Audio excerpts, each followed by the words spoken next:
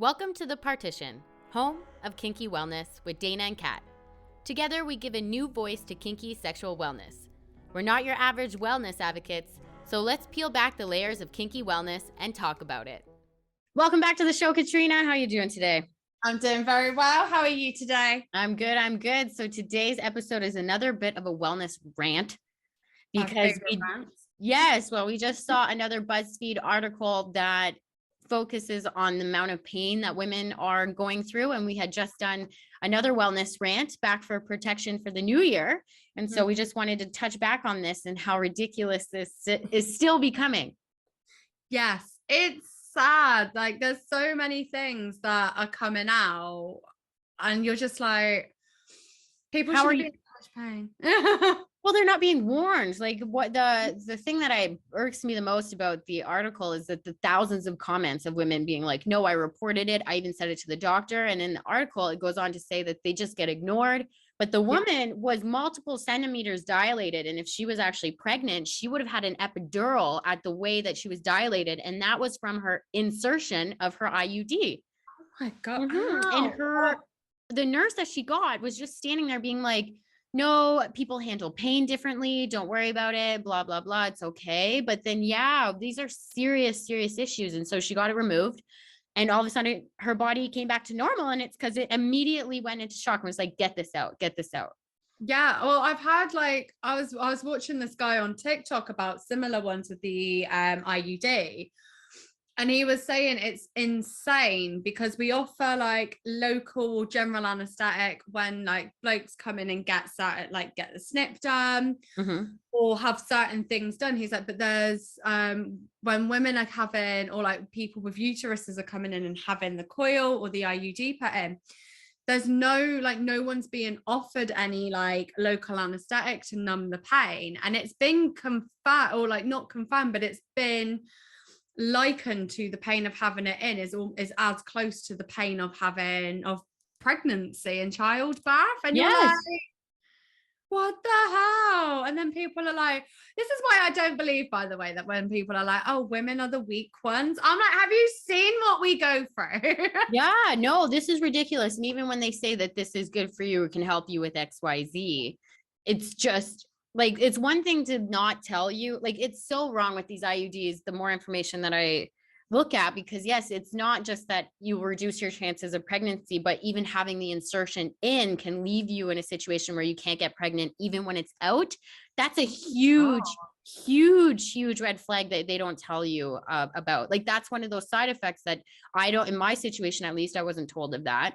And that was only because I know I mentioned it in the first podcast, but there was a woman from Russia who was telling me that they are told those risks in their healthcare, and we're not here. Yeah, but I think it is a really interesting one because I find like in the UK, birth control is something that just gets chucked at women. It is like, you have acne, you have an irregular period, you have a heavy period, you have a painful period, you have anything, even if it is not necessarily related to pregnancy and childbirth, and you're immediately offered like the pill or the IUD. And you're like, yeah, but one, the pain is having massive effects. So like we talked about in the first one, it's actually becoming one of the biggest causes of why 16, 17-year-old girls are developing vaginismus outside of even before they've even had sexual intercourse. That blows my mind, that fact. That still gives me chills. I know. And you're like, that is how painful and also intrusive it is because of the fact that you're like, you don't know, like with vaginismus, it's the mental side of it. So you've clearly something has to have happened for your brain to go, well, the last time something went near me down there, I couldn't. It hurt. Not just hurt. It's not just hurt, excruciatingly pain on that pain level scale of like off the charts. Yeah. And then you're like, not even to mention the fact that in certain cases, like they've not even just the IUD, but it's like had an impact on women's fertility and women's cycles. So like my sister had the implant, which is the one I said about in the arm. And like she was completely fine until she did it. And then through it, she's ended up developing polycystic ovary syndrome. Oh. So like now my sister's in this problem where like her and her husband have been talking about potentially having kids, and now she's like, she can't, Well, like she's not that's able what's to at the sad. moment. And it's awful. Well, that's how I feel about even in the pill. Like when people will be on the pill since they were 12, 13, 14, 15, and then they're on it for 20 years of their life. Then they try to get off of it and can't have kids anymore. It's because you've just programmed your body with all these hormones. Like it's not going to work. Like your body is now thinking to itself, I just shouldn't get pregnant. Like it fucks it up somehow. Oh yeah. So I've been offered the pill multiple times with like when I've gone into the doctors about my periods, and I have had to put my foot down really firmly and say, I don't want it. I don't want any of that, because mine isn't the worry about the period. Like, yes, I have a heavy flow. Yes, I have a lot of pain with mine. However, mine is the mental side of things that I have a lot of issues with. And like, yeah, talking about doctors who won't take it seriously, like there is no doctor in the UK that is even like knowledgeable about anything outside of PMS. Well, And, yeah, like PMS, uh, just certain facts that I got about PMS, like period pain is actually, I'm going to butcher this, but it's like Dysmenorrhea. I'm going to put it in the comments. It's a really long word, but like menstrual cramps, you're actually not supposed to have them. You're not supposed to be in pain. So from my perspective, like I used to have periods that were painful before the IUD. I got the IUD, then I didn't get period pains. Like sometimes I would get in my back, like a little bit, like yeah. I felt it a little bit, but I didn't get periods per se the way I used to. And then through that transition, I've changed my diet, changed my eating, my exercise. And now I don't have any period pain at all, zero whatsoever, to the point where I'm going to knock on wood here. But I just cannot believe it. Like I just was staring at my husband being like, I can't believe that I'm not having any pain at all. Like, I don't know what happened here. But I do think it's because I started working out more and eating better. And, the same old, they always tell you what to do, but it works. But also another thing I learned about period pains is it's also heritable. So you can get it from like your mom, like through your lineage. I didn't know that. So yeah, so my nan didn't used to get them that bad, but my mum gets the exact same symptoms as me, including like the pain. But like, so for me, mine's a really interesting one, because like I didn't have a regular period until about 5, no, not even 5, about just as COVID hit, first year of COVID, 3 years ago. Really? Yeah, so I started my period very young. I had my period when I was still in primary school. So I was just turned 11. Mm-hmm. I had boobs and I had like boobs and pubes when I was like 9. Like I hit puberty very, very young. And then basically from the age of 16, I developed an eating disorder, and my eating disorder, at my skinniest, I was a size 0. Like that's how skinny I was. I looked like a junkie. The only way to describe me, like anyone who tells you that skinny is like attractive, I'm like, only if it's like you're naturally that skinny, because no, like, so I had my periods, but my periods would be like every two months, like on and off. Sometimes they'd be heavy, sometimes they wouldn't, sometimes it would be a day, sometimes it was just, they were so irregular. And then when COVID hit, I ended up in a situation where like I started eating healthier again, I started eating regularly, and I finally beat my eating disorder. And then my body kickstarted, my body hitting the final bit of puberty apparently, and now I've got like a really regular period, so I know that I'm coming on the 8th. It's like, but I get really bad period pain. I'm like, I think it's my body's punishment for like me trying to destroy it for so many years. Oh, well, congratulations on. She's like, no.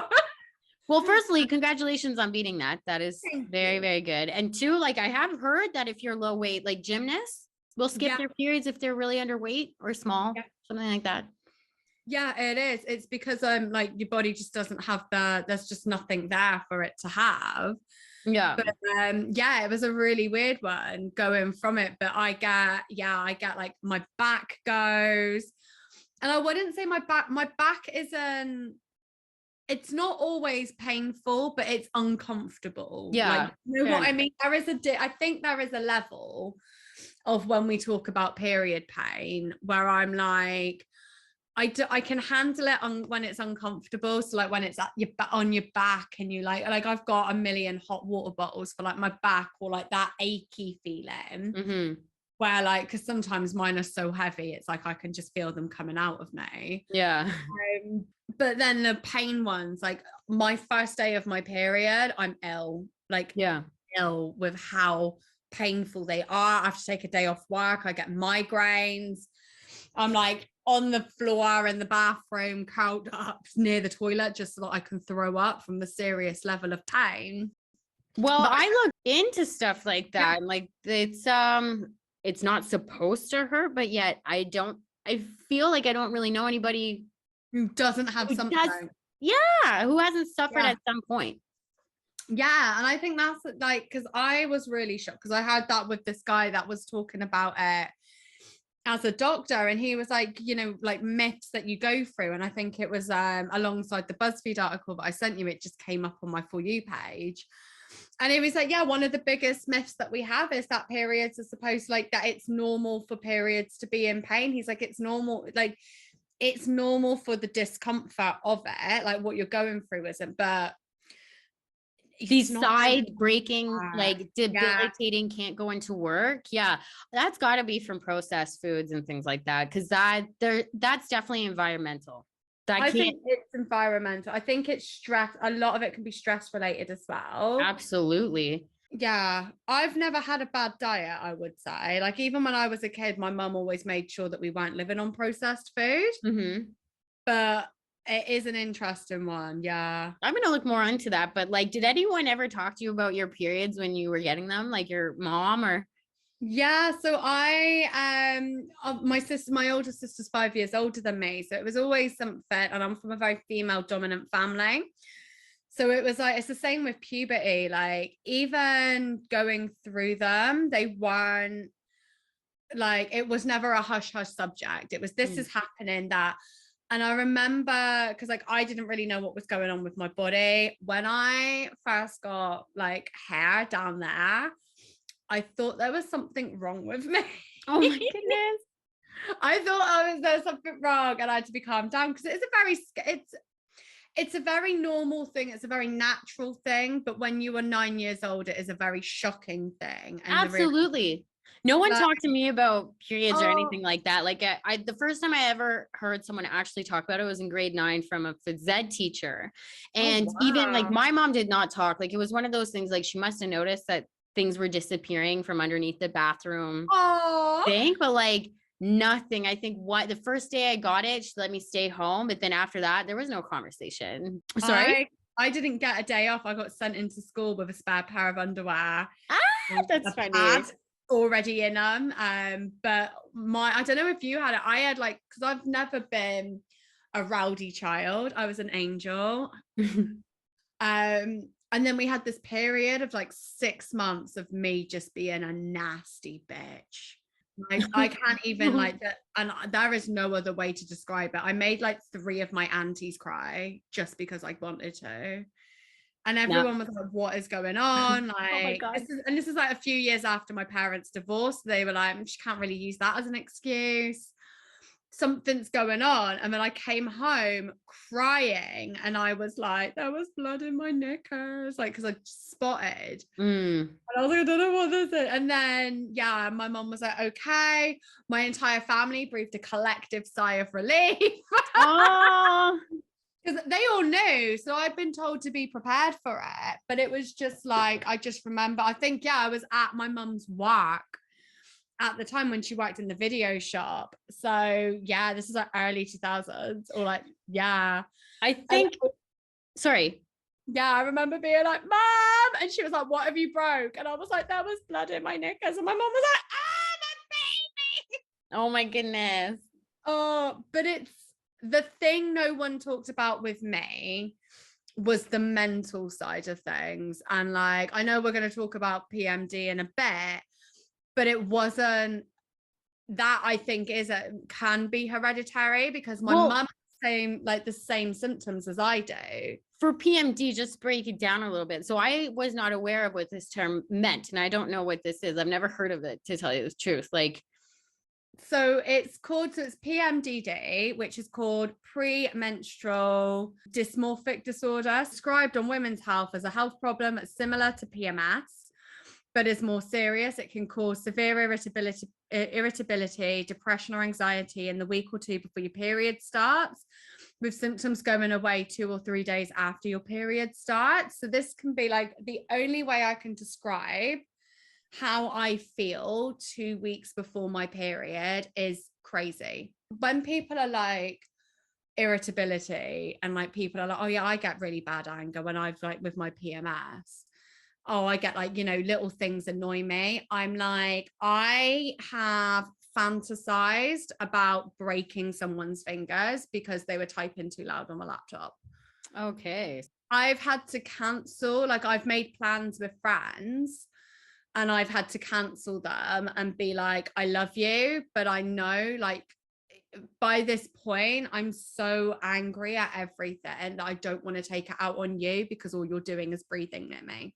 And they're saying that like, this is due to periods, like, because this is due to periods. So it's that and it's a really hard thing. It's something that's recently been talked about, because there was a case where this woman was like, basically her and her, I remember reading about it a few years ago in like Cosmo. It was like, you know, one of those like somebody writing about their own stories kind of thing. And I remember hearing about it and I was like, that's not really a thing. And she was like, 2 weeks before my period, I have to get my partner to leave the house because I am afraid I'm going to abuse my partner. Really? So, yeah, they were like, I get so angry that I get violent, and I'm not a violent person the rest of the month. But for this week, there is nothing he can do that doesn't make me want to hit him. And my mum is really like, I remember saying to my mum about it. And I was like, I feel it's like brain fog, and it is awful. It's like, I know I've got things to do. There is no motivation. It's like bleh. And then obviously I'm getting upset because of that. I get like panic attacks about going out of the house. So I get like my anxiety goes insane. And like the worst thing for me is my depression. So the reason it's been taking so long trying to get a doctor to take me seriously is I've already been diagnosed with severe depression and severe anxiety years ago. And I remember and the doctor was like to me, well, are you sure it's not just a depressive episode? And I was like, no, because I've come a long way. I've done the work, I've done the therapy, I know what my triggers are. I recognize when I am depressed, but my depression is not this bad anymore. Like my depression is manageable. I am at a point where I'm afraid I'm going to self-harm again. I've had to call my friends to come and do like, make sure I don't hurt myself. Like, that's just how it is. I'm like, I'm like, you know me, I am a very vain person. Everybody should have a little self-love. That's how I feel. I'm like, you know, even on my worst days, I would still maintain I'm an attractive person. Yeah. When I like about 2 weeks out, I hate myself. Like I don't really recognize the person in the mirror, but I hate the way she looks. I hate everything about me. I can't look at myself without feeling ill. I feel disgusting. And it'll go and it'll go and it'll build and build and build. And then literally like my period will start and it's like, bing, back to my normal self. No way. And my gosh. It's such a switch that it was and it's become something we've noticed as I've become more regular. And I remember calling my mum and I was crying and I was like, I feel insane. I feel trying to explain it to anybody. I can see people think I'm lying. I can see people going, all right, Kat, it's not that big a deal. And I'm like, I can't work. I can't do anything. Like it just freezes me for about a week and a half before. I was like, and it's really hard, and it's really hard work to deal with and to live with. And I was like, I feel like I'm lying. And my mum was like, I've never thought you were lying because this is what I get. And my mum is like in her menopause at the moment. And like when my mum was at the beginning of her menopause and was still having periods, she was like, yeah, this is the exact same thing that I was getting. Oh, wow. And I Okay. was like, why didn't you talk about it? And she was like, because I, like you, I didn't have anybody that was nobody else in the family has had a menopause as bad as mine. Yeah. So nobody's gone through any of these symptoms. So I have no idea what was normal and what wasn't.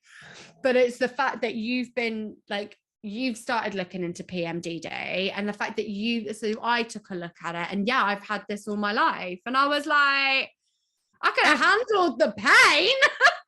Well, what do they say? Is there anything you can do? Like, obviously there's got to be something that. There's nothing at the moment. Oh, wow. There's a lot of organizations that are like, because this has just started being talked about, there's a lot of organizations that are just starting to do the research, and they're just collecting the data, and then I'm hoping they're going to go and look into it. But the most I've had is the doctors trying to put me on the pill or the IUD, and just trying to stop my periods altogether. But it's like I said to them, I was like, my worry isn't the period itself. My worry is I'm going to have no period, but I'm still going to have that week where my brain goes crazy, and I'm still going to, and like, because of the amount of hormones on me, like I'm in, I'm really afraid that that's going to impact me, because I always remember one of my friends having the IUD, and the amount of hormones and the amount of like the surge of the initial hormones finally pushed her, and she ended up developing bipolar disorder. Oh, wow. Yeah. And it was, and even the doctor, that they had to take her off of it immediately because she got hospitalized. But I'm like, that's my biggest fear, is I'm going to have something and the hormones are just going to be what breaks me.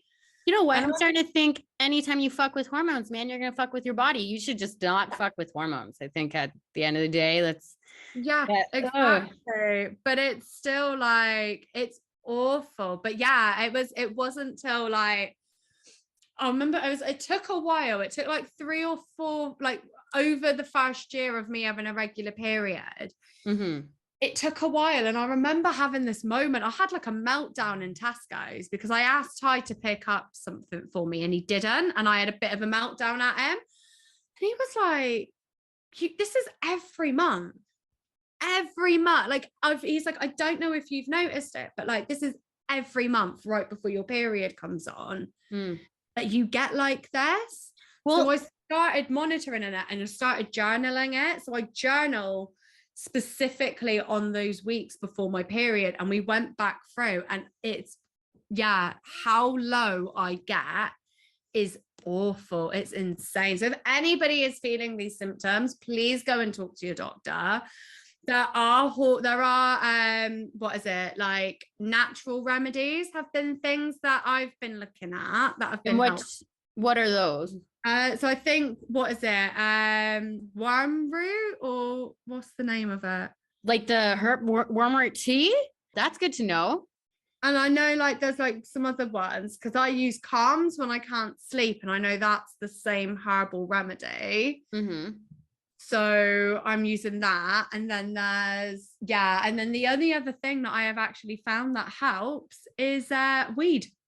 Yeah. Well, actually, I was going to say weed has been known to help even with some pains. I was looking at ancient Chinese medicine cultures. Even they use weed for morning sickness with people that are pregnant.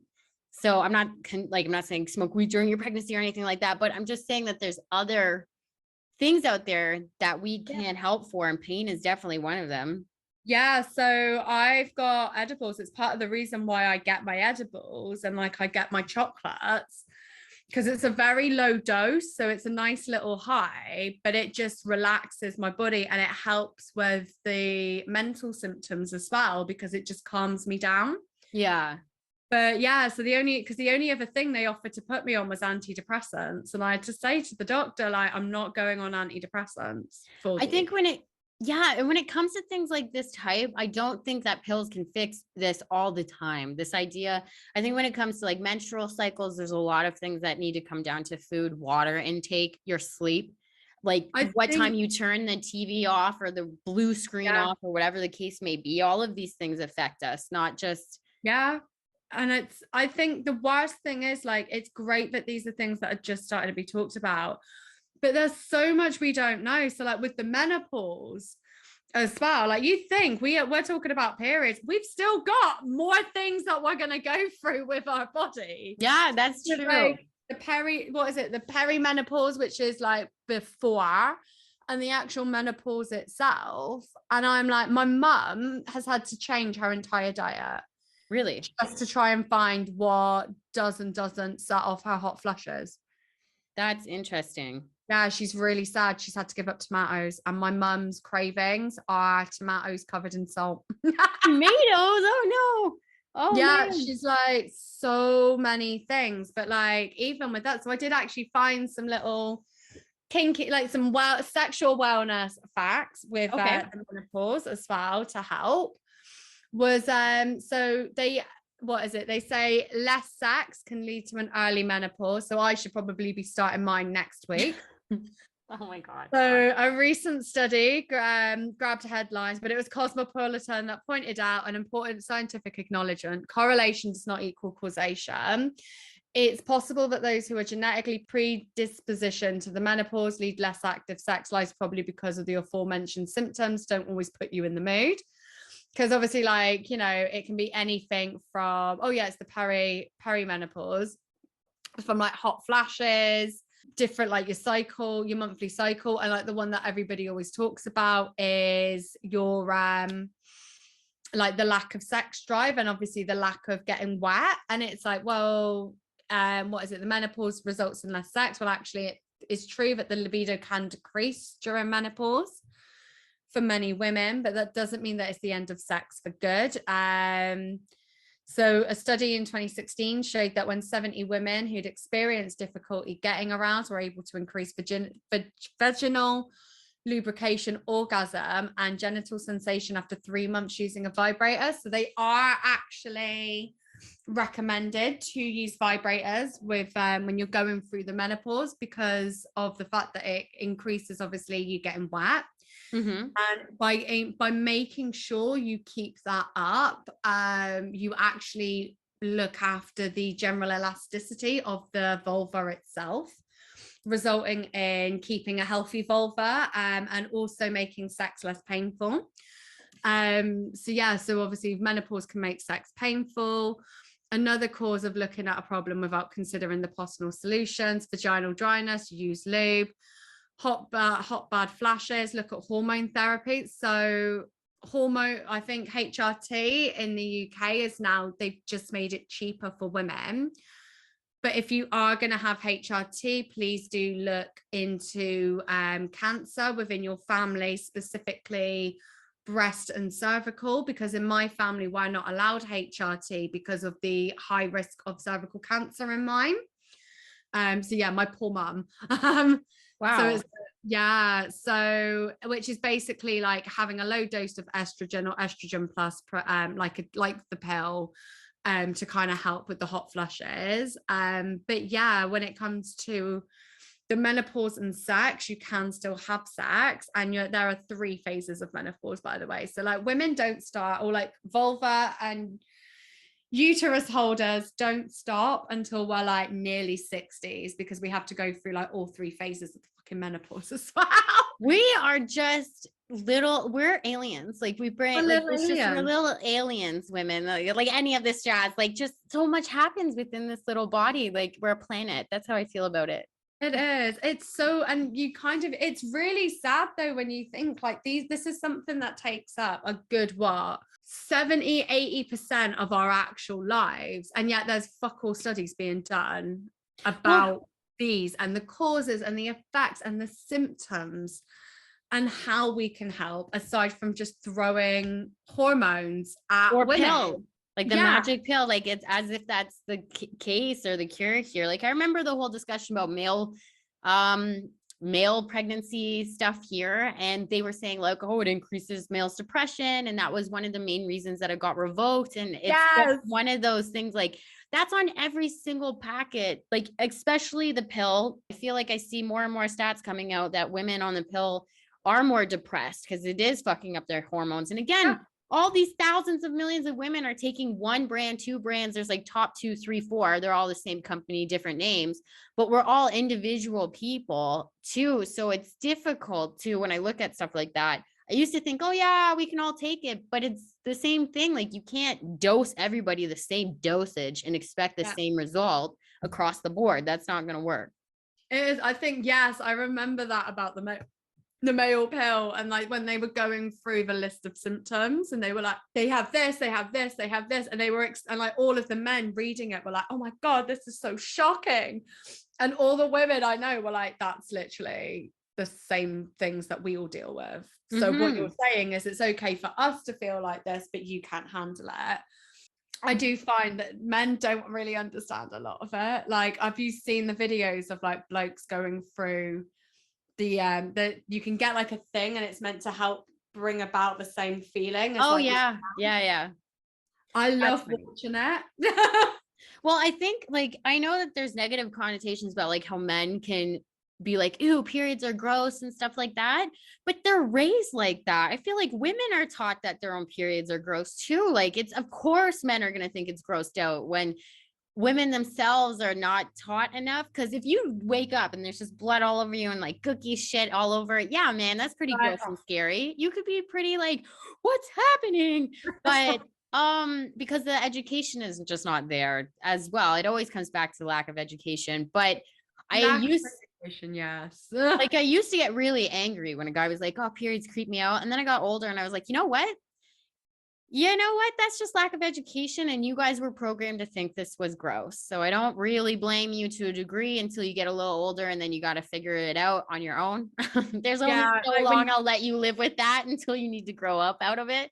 When you're in like a committed relationship with a woman, like if you're still like a 30-year-old man going to your girlfriend, oh, periods are gross, like fuck off, she's dealing with something. Yeah, well, like early 20s, I think I'll kind of be like, you know what, that's fine. But when you get to your mid 20 and you're up there and you haven't looked at it, I don't know if I should feel sorry for you or like sorry for the women that you're gonna be with. Exactly. So but like on that point you were saying about with women, I know what you mean. I think because like in all things of a lot of women's life, we get pushed a certain narrative of what it is to have like a good period or like to be a good woman and a bad woman. And it's like the tampon versus pad debate. Oh my God. Everyone's like, it feels like a diaper. It's this and that. And I just feel like that's such damaging. What pads are you using? Well, it's what pads are you using, but still like, I don't think I really ever had a problem with it because I was like, well, I'm either going to die or just take your comments. So I don't really care. And I never brought it up ever high school. That was one thing I did not touch. I didn't want to get into it with girls. I didn't want to start explaining myself with it. I just shut it down. And so I guess it's kind of partly, I don't want to say it's my fault because I was a teenager and I was scared to talk about it too. Because I was like, oh, people will just make fun of me because I can't wear this thing. So, but now I've gotten older and it's like 90% of that shit's filled with toxics anyways. So you shouldn't be putting it in you anyways. And you should completely go organic and non-chemical on that, because when you put those tampons in, like, you read the fucking label, man. Like toxic seep out into you. Like, it's just crazy. Yeah, mine is like, because I've gotten into quite a few arguments about it with like the tampon versus pad debate.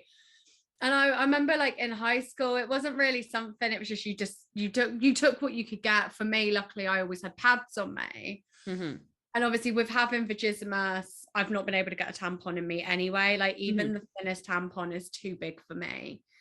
But then I always remember the biggest one for me was the sustainability fucking conversation. And the holier than thou-ness of what are they called? The like Diva Cups. Yeah. Or the moon cup. There's like 4 or 5 different ones. And I'm like, I've got a friend who uses them and she's like, yeah, I use it. It's fine. It's easy. But I know some people who are like very hardcore onto to the point where like they just look for things to make you feel bad about. Yeah. And one of the girls was having a go because I wouldn't use one. And I was like, like, oh, you just put some lube on and you put it up. And I was like, I physically can't get anything inside of me. Humans were not designed to do that. Like to put plastic up. Like, I'm glad we did. It's a cool invention if you want to use it, but like to make someone feel bad for not using it, I can't listen to you. I don't want to. Yeah. And I remember saying that to someone. I was like, end of the day, like, I get it. I do. I support being more sustainable. I was like, but right now I'm using pads. Like, I physically can't use anything else. And then the other one was about the idea of like, what is it, wearing like the sustainable pads, so like the eco-friendly ones or the ones that you can wash. Yeah, and I guess so. Yeah, and I remember saying that, I was like, if I lived on my own in a build and I had my own washing machine, yes, that is something I would happily do. Right now, I live in a building where like I have to pay to go and use a communal laundry room. I don't want to. And also, what if I lose it? That's going to really frustrate me. Like, how many times have you lost pairs of socks? I'm not losing my like period undies. Yeah. But also, I'd be so paranoid of like, because I have quite heavy flows and I know that you wash it before you put it in, obviously. But like, I'd be so worried about like, what if I accidentally dyed my whites? That's so true. That's a real fear. But I think that's all we have time for today, but I'm so glad that you are here and we will do this again next week, same time. Yes, cannot wait for next week's episode. Yay. Well, that's it for us. Make sure to follow us on Instagram to stay up to date. You can find me at @thepartition_life, and you can find Katrina at _satisfiedcat. Thank you for listening. Tune in next week. And as always, stay kinky.